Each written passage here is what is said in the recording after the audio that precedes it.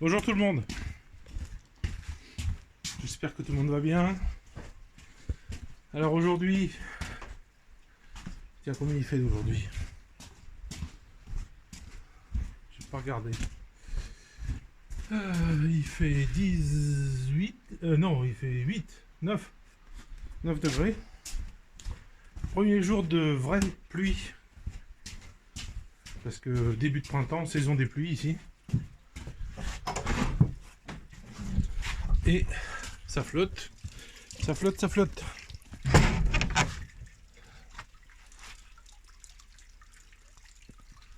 Voilà, ça flotte, ça flotte. Ça rigole pas. Voilà. Bon, ça va rendre la terre encore un peu plus dégueulasse, mais bon, les routes. Mais bon, qu'est-ce que vous voulez? C'est comme ça.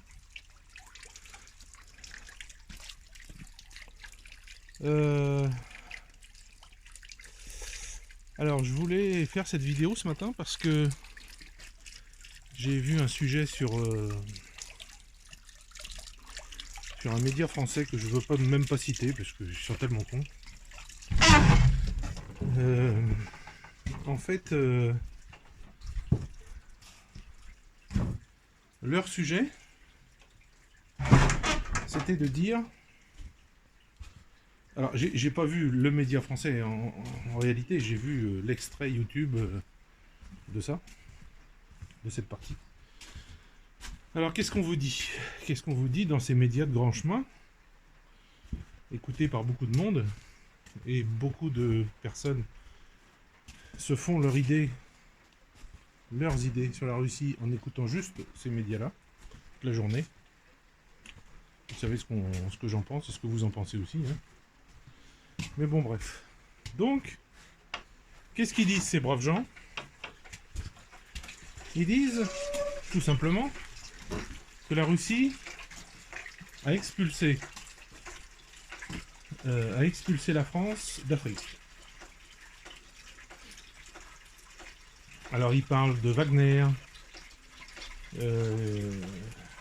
qui par exemple a pris la place de l'armée française, que c'est pas normal, que c'est que si, que ça. Ce qu'ils vous disent pas,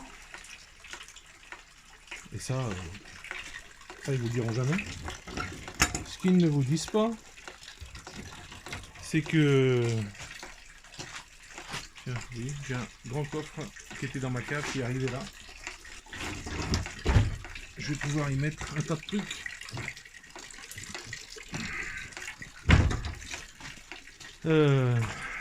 Donc, qu'est-ce qu'ils vous disent? Ils vous disent que les pays, alors les trois pays là, vous savez, Burkina Faso, Nigeria ou Niger, je sais plus, et le Mali. Alors on pourrait rajouter le Tchad, on pourrait rajouter tous ces pays-là, qui sont de langue française. En fait, bon, ça aussi c'est encore un sujet que je peux vous parler, parce que quand j'étais soldat, j'ai été là-bas, j'ai fait la guerre là-bas. J'ai vu ce qu'on a fait, j'ai vu ce qu'on nous a demandé de faire, j'ai vu. On ne s'est pas comporté correctement avec ces gens. Si un temps soit peu, à l'époque, les politiques pensaient que c'était des gens. J'ai pas trop l'impression. Pour eux, c'était un petit peu le milieu entre les animaux et les gens. Voilà comment ils voyaient ça à peu près, quoi. Vu comment ils les traitaient, ça pouvait pas être autre chose. Donc ben voilà. La France s'est comportée très mal avec ces pays. Qu'est-ce que j'entends par très mal? J'entends que c'était des colonies françaises.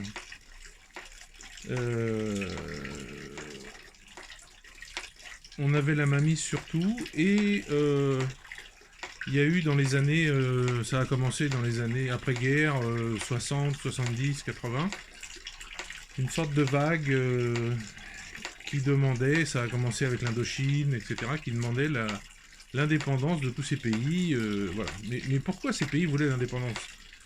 Puisque soi-disant, d'après ce qu'on nous disait, on leur apportait tout, on leur a tout fait, on leur a fait des hôpitaux, on leur a fait des routes, on leur a fait tout ça. En réalité, c'est faux. En réalité, on leur a pas fait ça, on leur a fait un minimum, on leur a fait un petit hôpital par-ci, une petite route par-là. Et le reste du pays était laissé à l'abandon, quoi. Du moment où on pouvait, nous, récolter les diamants, le pétrole, l'or, etc. Ce qui a fait la richesse de la France. Alors, est-ce que c'était mal? Je suis partisan de ne pas revenir en arrière et de critiquer avec les idées d'aujourd'hui.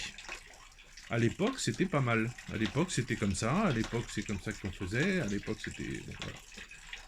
Maintenant, de dire qu'ils ont fait une erreur, ça, on peut le dire. Pour moi, ils ont fait une énorme erreur, la France. La France a fait une très grosse erreur en Afrique. Dans tous les pays d'Afrique. Hein. Partout où ils ont été, l'Algérie, tout. Peut-être l'Algérie, c'était un petit peu mieux, mais pas trop. En fait, ce que la France aurait dû faire, c'est pas se comporter comme un colonisateur qui profitait de tout et qui donnait presque rien aux gens du pays en question, mais tout pour les Français, pour payer un tas de choses en France qu'on n'aurait pas pu se payer si on n'avait pas eu tout ça. C'est pour ça qu'on peut plus maintenant, et qu'on essaye de continuer de vivre de la même manière, enfin du moins le gouvernement essaye de laisser ça de la même manière, parce que sinon ça serait une révolution en France. Et maintenant ça se fait, mais avec les crédits, c'est pour ça qu'on est à 3000 milliards. Moins 3000 milliards de dettes. Parce qu'on n'a plus toutes ces colonies, on n'a plus toutes ces matières premières, on n'a plus tous ces revenus, on n'a plus tout ça. Et pourquoi on n'a plus tout ça? Parce que on s'est mal comporté. On s'est comporté comme des colonisateurs, alors que ce qu'on aurait dû faire, pour garder ces gens chez nous, et ces pays chez nous, on aurait dû se comporter comme des grands frères. Et pas autrement. On aurait dû se comporter comme des grands frères qui viennent et qui leur apportent, puisque c'était le mot qui était utilisé, on leur apportait la civilisation, on leur apportait des choses, on leur apportait nos techniques, comment faire des routes, comment faire des écoles, comment faire des hôpitaux, tout ça. On leur apportait tout ça, mais en fait, on leur apportait rien, quoi. Ou très peu. Par exemple, il y a un pays d'Afrique où j'ai été, où il y avait la capitale, où il y avait un hôpital fantastique, mais c'était pas pour eux. Dedans, c'était que les expatriés qui allaient. Et c'était tout comme ça. Donc, il est arrivé un temps où tous ces gens, on a eu plein le dos. Il n'y a pas si longtemps que ça. Ils ont commencé avec à mettre des gens en place, enfin des gens qui ont fait des révolutions, comme Thomas Sankara, tout ça, qui a été assassiné évidemment.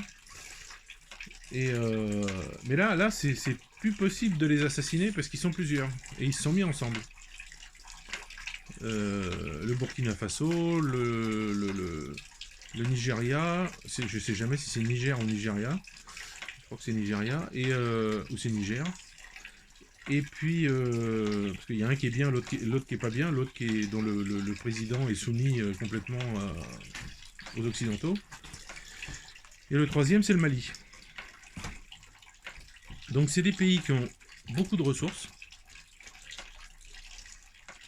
Et quand ils ont viré les Français, c'est pas à la demande des Russes, contrairement à ce qu'on pourrait vous dire, c'est pas à la demande des Russes, c'est pas les Russes qui les ont poussés, c'est pas les Russes qui leur ont dit il faut virer les Français, c'est pas les Russes, non, c'est eux qui en ont eu marre, et qui ont décidé de prendre leur avenir en main, c'est ça surtout.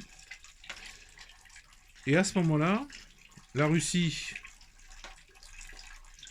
quelque part, pourquoi quelque part, pourquoi ils seraient gênés?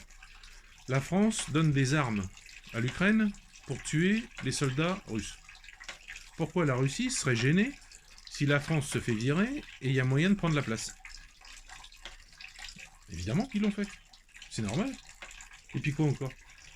Alors les mecs, ils participent à la mort de vos jeunes et il faudrait rien faire contre eux? Il faudrait être gentil? Mais attendez, dans quel monde ils vivent? Il faut prendre ses responsabilités quand on est chef d'un gouvernement ou chef d'un État. Il faut dire les choses. et pas se cacher toujours derrière des mensonges ou des manipulations de l'information ou des choses comme ça. Donc, l'Afrique. Alors, je ne sais pas si c'est ces chefs d'État africains qui ont demandé à la Russie de venir les aider ou si c'est la Russie qui s'est dit par le biais de leur ambassadeur, bon bah si vous avez besoin de nous, on est là. Mais toujours est-il que ça s'est fait. Que la Russie a envoyé gratuitement du blé, chose que la France n'a jamais fait. Que la Russie a aidé militairement pour se défendre contre le terrorisme. Et depuis, si je lis bien les communiqués qui sont faits, l'armée, par exemple, du Burkina Faso a bousillé 100 fois plus de soldats terroristes en 6 mois que l'armée française en je sais pas combien d'années. L'armée française et toutes ses capacités, et ses satellites, et ses avions, et tout ce qu'on veut. Donc comment ça se fait, ça? Ça aussi, c'est une question à se poser. Comment ça se fait? Comment ça se fait? Est-ce qu'on pourrait se dire que l'armée française était bridée? Parce qu'il fallait pas aller là, il fallait pas faire ci, il fallait surtout pas aller embêter là-bas. Et pourquoi fallait pas les embêter? Je me pose la question. Est-ce que c'est pas parce qu'on avait des intérêts là-bas? Est-ce que c'est pas parce qu'on envoyait du pognon à ces gens? Ou des armes, ou je ne sais quoi? C'est ça la question qu'il faut se poser. Donc la Russie, dans tout ça, ils ont vu une opportunité. La Russie s'est présentée à ces pays comme des grands frères, et pas comme des colonisateurs. Oui, il y a des businessmen russes de grandes sociétés qui ont été là-bas pour créer des projets, mais à chaque fois, c'est en compagnie de gens du pays. À chaque fois, c'est avec le gouvernement. À chaque fois, c'est avec des businessmen du Mali, du Burkina Faso, etc. C'est pas on vient là pour prendre la place et en profiter comme ils ont fait. Non, pas du tout. C'est pas le but du tout. Donc ça s'appelle se comporter comme un grand frère. C'est-à-dire ils viennent, l'Afrique a besoin, parce qu'ils n'ont pas les technologies, ils n'ont pas tout ça, et ben la Russie leur apporte. Il leur explique comment faire. Vous avez pu remarquer que la Corée du Nord, qui est ostracisée par tous les autres pays du monde, enfin du monde, par l'Occident on va dire, faut pas dire le monde, faut jamais dire le monde, parce que toujours l'Occident vous dit le monde est contre la Russie, mais en fait c'est faux, c'est pas le monde, c'est juste un petit bout, un petit peu d'Européens, les États-Unis, le Canada, puis ça s'arrête là quoi. Parce que tous les autres pays du monde, ils sont pas contre la Russie. Hein. Donc ces autres pays du monde, eh ben, ils sont comme ça. Et puis la Russie, elle a pris la place, mais en se comportant correctement. C'est pour ça qu'ils sont les bienvenus. C'est pour ça que les gens, vous les voyez dans les rues en Afrique avec des drapeaux russes.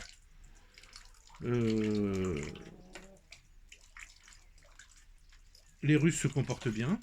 Alors on vous parle de Wagner. Wagner, oui, il y a des soldats de Wagner qui sont effectivement, c'est une armée privée, hein, Wagner, hein, c'est pas l'armée russe. Hein. Ils sont payés par les chefs d'État. Si vous voulez, dans ces pays, c'est tellement vite à ce qu'un militaire fasse un coup d'État, soit poussé par l'envie de liberté d'un côté, soit poussé par l'Occident et son argent de l'autre, que c'est tellement vite qu'ils ont peu de confiance dans les gens qui sont autour d'eux, en fait. C'est ça qu'il faut comprendre. Et que de payer une armée privée, de payer des mercenaires, eh ben, ça leur donne une sorte de liberté, ça leur donne des possibilités, ça leur donne une sorte de sensation de bien-être qu'ils n'avaient pas avant, quoi. Combien de fois on a vu la garde rapprochée de tel président, en fait, l'assassiner pour qu'un tel autre prenne la place, quoi. Donc non, bah non, ils sont pas bêtes les mecs, hein. Ils veulent pas ça, donc ils demandent des mercenaires, voilà. C'est pas l'armée russe, c'est des mercenaires russes, et encore, dans Wagner, il y a des mercenaires de beaucoup de pays, et des Français aussi. Donc c'est ces gens-là qui protègent les présidents de ces pays-là. Enfin, du moins, peut-être pas tous, mais au moins un, c'est sûr. Donc voilà ce que je voulais dire sur l'Afrique. L'Afrique, c'est un pays qui a beaucoup d'avenir, je pense. En étant indépendant et non pas bridé par des États qui profitent d'eux, quoi. Mais en prenant leur indépendance, là, il est question de créer des barrages hydrauliques, de créer une centrale nucléaire, de faire plein de choses comme ça, parce que les gens, figurez-vous, qui sont en manque d'électricité, ils ont du mal à charger leur portable, parce que c'est comme en France, hein, ils ont tous des téléphones portables, hein, pour se téléphoner, pour jouer sur Internet aussi, pour avoir Internet, pour aller sur Internet. Enfin bon, ils ont des téléphones portables et vous avez des villages en Afrique où tout le monde se rend chez une personne qui, elle, a l'électricité, et vous avez une prise et vous avez 50 chargeurs. Et sur chaque chargeur, il y a un téléphone qui est branché, qui charge. Et quand le téléphone, au bout de 2 heures, il est chargé, bah, la personne vient chercher son téléphone. Elle peut-être paye, j'en sais rien. Oui, paye, certainement. Voilà. Donc, pour donner un peu plus de bien-être aux gens, que tout le monde ait la lumière, que tout le monde ait l'électricité à la maison, que tout le monde et ça va donner un élan au pays incroyable d'avoir l'électricité partout. Donc ils font des centrales nucléaires, des barrages électriques, hydroélectriques, pardon. Il y en a même qui profitent du soleil, parce que chose qui n'est pas trop possible en Russie, je l'ai déjà dit. C'est possible, mais c'est compliqué. Mais en Afrique, bah, des panneaux solaires. Il y a des champs entiers de panneaux solaires qui se créent. J'espère qu'il n'y a plus ce que moi j'ai vu quand j'étais en Afrique, c'est-à-dire arriver dans un village, on était une dizaine de soldats, arriver dans un village notre but c'était de protéger des ingénieurs, enfin des soldats du 6e régiment du génie qui étaient là avec une machine spéciale pour creuser un puits. Et donc, quand on est arrivé dans le village, il y avait environ une cinquantaine d'hommes et une cinquantaine de femmes, on va dire, et des enfants. Et qu'est-ce qu'on se rend compte rapidement? C'est que les femmes font tout, c'est-à-dire, c'est elles qui réparent les maisons, c'est elles qui éduquent les enfants, c'est elles qui font à manger, c'est elles qui vont chercher l'eau, parce qu'il fallait faire 20 km pour aller chercher l'eau à la rivière. C'est elles qui allaient chercher du bois, parce qu'il fallait aussi faire 20 km, parce qu'à force, pendant des siècles, de prendre le bois autour du village, il n'y en avait plus. Donc il fallait faire 20 km pour aller ramasser du bois, etc., etc. Et les hommes, où est-ce qu'ils étaient? Les hommes, ils étaient au milieu du village, sous un arbre, le seul arbre qui restait, un très grand arbre, très étalé comme ça, qui faisait de l'ombre, et ils étaient sous cet arbre, en robe blanche, là, ou bleue, je sais plus, enfin, les deux peut-être, et ils discutaient toute la journée, ils fumaient des cigarettes et tout. Et le lieutenant avec qui j'étais a été voir le chef du village et lui a dit: mais il y a quelque chose que je comprends pas. La rivière est à 20 km. Si vous y mettez tous, les 50 hommes, là, avec des pelles, vous pouvez creuser une sorte de petite rigole assez large, quand même, pour que l'eau de la rivière vienne jusqu'à votre village. Et le type, il dit: bah non, mais ça, c'est pas possible. Bah, il dit: comment ça, c'est pas possible? Bah, c'est pas possible parce qu'on doit prier 5 fois par jour. On n'a pas le temps. En fait, ils utilisent l'islam et cette excuse de prier 5 fois par jour pour ne rien foutre, en fait. Et c'est les femmes qui se tapent tout. Mais tout, hein. Elle répare la maison avec le gosse accroché dans le dos, l'autre qui lui tient la jambe, et c'est elle qui fait la gadoue avec je ne sais quoi, là, pour colmater les trous de la maison. Enfin bon, ça nous avait vraiment choqué, ça. Et d'ailleurs, pour finir l'histoire, on leur avait creusé un puits, on leur avait mis un moteur électrique, parce qu'ils avaient l'électricité. Enfin, ils avaient une ligne électrique qui venait. Et on est revenu peut-être un mois après, et le puits était toujours sec. Enfin, l'eau était au fond, mais personne ne se servait du puits. Et on leur a dit: mais pourquoi pourquoi vous... C'est un puits. Ah bah c'est parce qu'on n'a pas de seau, et puis on n'a pas trouvé de corde pour remonter. Mais il dit: mais il n'y a pas besoin, on vous a mis une machine, bouton vert, marche, bouton rouge, arrêt. Le seau, il monte tout seul. Ils n'avaient pas compris ça, en fait. Il faut dire qu'on leur avait pas montré. On pensait que c'était tellement logique. Mais bon, ça c'est peut-être de notre faute, j'en sais rien. Quand on ne connaît pas les technologies, peut-être qu'effectivement, il aurait fallu qu'on leur montre vraiment, et on l'a pas fait. Donc ça, c'était pas bien. Mais bon, voilà. J'espère que ça n'existe plus trop en Afrique, ça, parce que vraiment, ça bousille le pays. C'est pas ça qui va les faire progresser en quoi que ce soit. Puis on va en profiter pour aller voir. Il pleut, mais c'est pas grave. Léna m'a dit qu'il y avait un trou là-bas, et que les chiens passaient par là.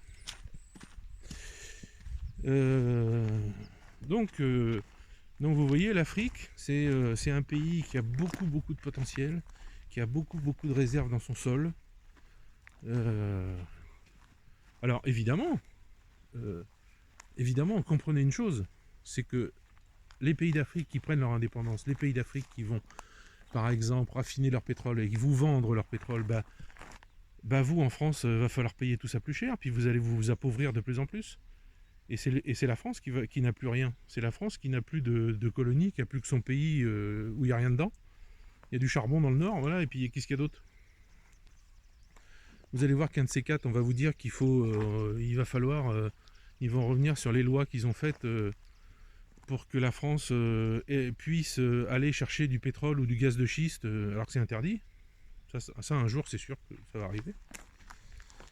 Et puis voilà. Donc c'est assez... c'est un pays qui a beaucoup de possibilités. Il y a un trou là et il y en a un autre là-bas. Il va falloir que je ferme ça. Donc c'est un pays qui a beaucoup de possibilités. C'est un continent qui a beaucoup de possibilités. Il faut qu'il se... Ah bah tiens, je vais pouvoir vous montrer un truc qui est en train de pousser là. J'avais jamais vu ça en France. Voilà, regardez. Ça, c'est... Non, c'est où? C'est là, ça, le vert. Ça en fait, c'est une herbe qui pousse. Il n'y a pas d'oignon au bout, il n'y a pas tout ça, mais quand vous la prenez et que vous la coupez en petits morceaux, ça a le goût de l'ail en fait. Voilà. Et il y en a plein et ça pousse tout seul. Voilà. Là il y a les tulipes qui commencent à sortir de terre. Voilà, voilou. On avait mis une lavande, bon ben voilà. C'était un essai, et je pense qu'elle est morte. Bon voilà, donc l'Afrique, vous voyez, il y a des possibilités infinies. Moi je vous conseille, si vous êtes jeune, je vous conseille deux choses. C'est soit d'apprendre une langue africaine pour l'avenir, parce que c'est là que vous trouverez du boulot et que vous serez bien payé. Ou alors d'apprendre le chinois. Parce que l'avenir, ça va être la Chine. Ça, c'est certain. Il y a énormément de jeunes Russes qui apprennent le chinois actuellement. Parce qu'ils savent que la Russie et la Chine, voilà. Et si vous êtes même... Après, ils s'en foutent les Chinois. Si vous êtes français, que vous avez une bonne capacité de quelque chose, que vous avez appris à être, je ne sais quoi, ingénieur, peu importe, et que vous parlez le chinois, vous aurez toujours une place là-bas. Voilà, je pense que le russe aussi. Bon, pour ceux qui veulent venir vivre en Russie, de toute façon, il faut apprendre le russe. Ça, sauf si vous avez du pognon et que vous venez, vous créez une entreprise, tout ça, vous payez quelqu'un pour faire vos papiers. Là, c'est pas la peine. Enfin, pas pour l'instant, mais il faudra l'apprendre à un moment ou à un autre. Donc voilà ce que je voulais vous dire. L'Afrique, pays d'avenir, continent d'avenir. La Russie a bien compris ça. La Russie, il prend sa place en ce moment. Très rapidement en plus. Ça se fait très très vite.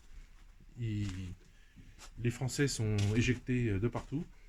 Il y a plein de sociétés françaises qui s'en vont parce qu'ils ont peur pour leurs employés. Parce que les Africains, c'est pas des rigolos. C'est pas des tendres. Hein. Je dis pas qu'ils vont vous manger, mais enfin bon... s'il y en a qui vous découpent à la machette, c'est un petit peu la spécialité du pays. D'ailleurs, une petite anecdote, pendant la Deuxième Guerre mondiale, quand les troupes africano-marocaines, qui étaient l'armée française en fait, il n'y avait presque pas de Français, c'était surtout des Africains, des colonies et des Marocains. Quand les Allemands les ont vus arriver, en fait, ils ont eu très très peur parce qu'ils pensaient qu'ils venaient pour les manger. Que c'était des gens qui venaient pour les bouffer, quoi. Donc ça a foutu la trouille aux Allemands. Donc voilà, l'Afrique, il faut y penser très très fort. Il est clair que si une guerre mondiale arrivait, l'Occident perdrait. Ça c'est sûr, je suis sûr à 100%, parce que l'économie, les Russes et les Chinois seraient ensemble, ça c'est certain. L'Inde serait pas loin derrière, et l'Inde moins, Mais la Chine et la Russie, c'est une économie de guerre. Ils peuvent... bon, la Russie elle vient de le faire, là, mais la Chine aussi peut, en quelques semaines, mois, transformer toutes ces industries, tout, qui sont immenses et énormes, en machines de guerre, quoi. Tandis que, avec leur capitalisme effréné, les Américains, les Européens sont incapables de faire ça. Incapables. Déjà, vous voyez en France, ah bah on va faire des obus, on va faire ci, on va faire ça, mais les industries, Thales, tout ça, ils ont déjà dit au chef oui, au chef d'État, au ministre, ou tout ça, ils leur ont dit, mais attendez, vous voulez qu'on produise des obus, tout ça, mais si jamais il n'y a pas la guerre, qu'est-ce qu'on en fait de tout ça, nous? Vous n'allez pas nous les acheter. Donc nous, ça va nous faire perdre énormément d'argent, et comme c'est le système capitaliste, il n'y a que ça qui les intéresse.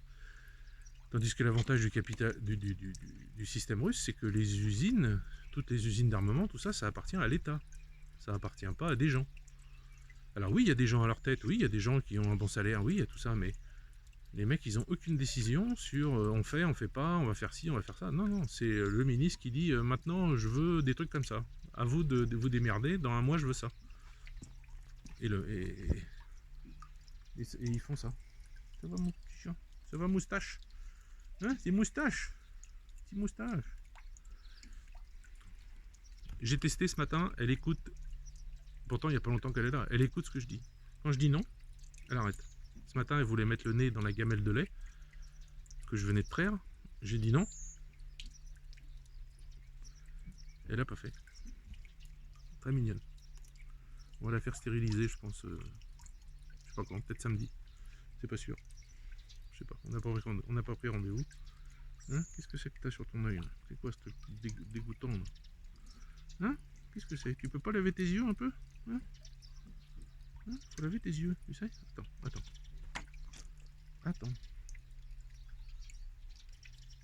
Voilà. Ah bah voilà, t'es plus belle comme ça. Avec tes yeux propres. Donc voilà, l'Afrique. Vous avez, on vous le dit pas ça, je sais qu'on vous le dit pas, je sais qu'on vous en parle pas, peut-être il y a un document sur la 5, des fois, de temps en temps. Parce qu'il n'y a pas la chaîne culture comme on a en Russie, où c'est que de la culture. Enfin de la culture intelligente, hein, pas la fête du slip avec des... comme j'ai vu une fois quand j'étais en France, je me rappelle, bon c'est assez ancien maintenant, mais ils nous faisaient toute une publicité sur une pièce de théâtre où les acteurs étaient tout nus et vous avez un doigt dans le derrière de celui qui était devant, puis ils faisaient une ronde. Fantastique. Non, il n'y a pas ça ici. Donc sur la chaîne culture, vous avez des émissions sur l'Afrique qui vous expliquent des choses, sur la culture, sur l'industrie, sur les capitales aussi. Il y a des capitales africaines où vous êtes tout à fait en sécurité, où il y a du business à faire, où les gens se comportent correctement, où... enfin vraiment, ça donne envie quoi. Bon, moi mon seul truc c'est que j'aime pas trop la chaleur, donc bon. Quelqu'un que je connais a été en Arabie Saoudite il n'y a pas longtemps, oui c'est en Arabie Saoudite, et en fait les gens vont jamais dehors, ils sont tout le temps d'un immeuble à l'autre, on peut passer, d'une zone à une autre, on passe par des couloirs, par des passerelles, et tout est climatisé, et en fait tout le monde est malade tout le temps, parce que c'est la clim en permanence. Bon, je sais que le prince Salman là, il voudrait faire un immeuble qui fait 28 km de long, je crois. Sur je sais pas combien de large, et puis avec un train hyper rapide pour aller d'un bout à l'autre à l'intérieur, avec plein de trucs, enfin un truc, une ville entière où les gens vivraient quoi, au milieu du désert. Sacré projet. Pour faire ça, faut qu'il ait encore pas mal de réserves de pétrole quoi, parce que sinon si ça se tarit son pétrole, ben eux ils ont plus rien, hein. Ils ont plus de sous, hein. Ils ont que ça, hein. À part vendre du sable pour faire du béton, je vois pas trop. Bon voilà, donc je répète, pays d'Afrique, intéressant, plein de gens bien en Afrique. D'ailleurs vous remarquerez, en essayant de voir les choses en prenant un peu de hauteur, qu'en France, ceux qui font le bazar, à part quelques-uns évidemment, c'est pas souvent des Africains. Je parle des adultes, les gosses dans les cités, les débiles avec les autres, qui se mentent les uns les autres, le bourrichon, bon ça on est d'accord, ça c'est de la merde. Mais les adultes, les adultes africains, les anciens, les grands-mères, les grands-pères, tout ça, on peut pas dire que c'est pas des gens bien, c'est des gens bien. Et ben dans leur pays c'est pareil. En Russie vous avez des Africains, j'avoue qu'ici j'en vois pas. On n'en a pas ici, dans les villages, tout ça, il n'y a pas d'Africains. Mais je sais qu'à Kazan, il y en a un dans mon immeuble, où Elena a un appartement, qui s'est marié avec une Russe, ils ont des enfants, il est complètement intégré, il a un travail, il parle russe, voilà, parce que si vous venez, par exemple, un Africain vient en Russie pour étudier, il a un visa de 3 ans, par exemple, pour étudier je ne sais quoi, on va dire les télécommunications, par exemple, je dis n'importe quoi, et ben au bout de ces 3 ans, il repart, hein. Il n'est pas question qu'il reste, hein. Il n'y a aucune possibilité pour lui de rester. La seule solution pour lui de rester, c'est de se marier ou d'avoir un enfant, parce que s'il naît sur le sol russe, ben il est russe, donc automatiquement le père peut demander la nationalité russe, et la mère.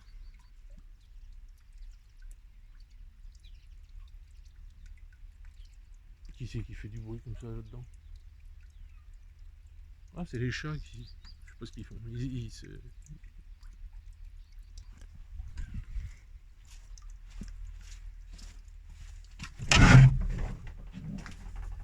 Lucky, qu'est-ce que tu fais là, Malulu? Hein? Lucky, comment tu es venu là? La porte est restée ouverte? Viens là, ma fille. Ah bah oui, mais non, ça va pas ça. Tu peux pas aller ici, c'est sale. Bah oui. Allez, viens, on rentre.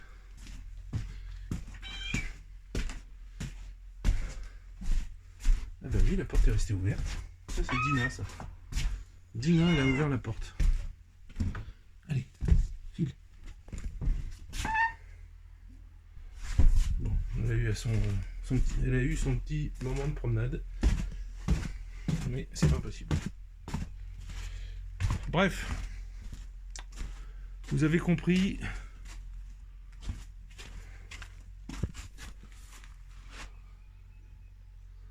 Vous avez compris que l'Afrique,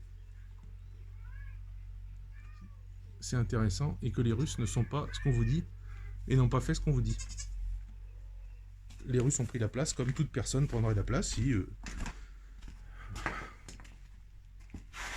vous connaissiez quelqu'un qui laisse la place quelque part, la place vous intéresse, vous la prenez et vous faites les choses mieux, et ben c'est normal, non? Et ben c'est comme ça. Voilà. Bon, Bélana fait un peu sa tête de mule en ce moment. Elle veut pas monter sur la table pour que je la traite. Je suis obligé d'y courir derrière, d'y prendre les pattes, de la monter, les pattes avant. Du coup, elle monte les pattes arrière. Mais bon, je pense qu'il va falloir qu'on lui coupe les sabots. C'est peut-être ça qui va pas. Elle a les sabots qui poussent un peu n'importe comment. Comme on a un sécateur neuf, ça va être l'occasion. Ah, vous en avez une là qui fait sa vie. Voilà, c'est son coin. Pour faire les œufs, c'est là qu'elle vient. Bon, allez, je vais vous laisser. Et puis, pensez à ce que je vous ai dit. Si vous êtes jeune, imaginez que vous appreniez une langue africaine sans être péjoratif, sans être vraiment en apprenant une langue africaine et en allant dans le pays et en parlant africain et en vous intégrant là-bas en tant comme un Africain et en créant une boîte, vous serez tout de suite bien vu, tout de suite vous trouverez des clients parce que un blanc qui parle africain, mais c'est incroyable. C'est un petit peu comme ça que ça se passait il y a 10 ans en Russie, quoi. Maintenant, il y a plus de blancs, d'Européens qui viennent en Russie. Mais au début, quand je suis arrivé, j'étais un extraterrestre. Un Français qui vient vivre en Russie, mais tout le monde me regardait avec des yeux, mais ça va pas la tête. Tout le monde pensait à l'époque que c'était génial en Occident et nul en Russie. Et moi, je leur ai expliqué petit à petit que non, c'est pas vrai. En tout cas, moi, ce que je n'aime pas en France, eh ben, je le trouve en Russie, en bien. Et ce que je n'aime pas en Russie, ben, je le trouve en France aussi. Donc, la corruption, machin, tout ça, c'est la même chose. Si c'est pas pire, ça se trouve. Parce que c'est plus vicieux en France. C'est pas, tiens, je te donne du pognon. Non, c'est plus vicieux. C'est au niveau de l'État où ils créent ils créent spécialement des postes pour dire merci, donc c'est de la corruption, pour dire merci à des gens qui les ont aidés pour les élections. On va pas me dire que les conseillers généraux, ça sert à quelque chose. Le conseil général de chaque truc, tout ça, ça coûte des milliards et ça sert absolument à rien. Il y a besoin d'un président, des ministres et des maires. Et les députés. À la rigueur, les députés. Les sénateurs, je sais pas trop à quoi ça sert non plus. À part se gaver, quoi. Donc voilà, vous avez un système en France qui sert à se gaver. Voilà. Allez, sur ces bonnes paroles, ces bonnes paroles qui n'ont rien à voir avec l'Afrique, et ben je vous laisse. Et puis, et moi je vais aller me reprendre un café parce qu'il est 8h et c'est l'heure. A plus.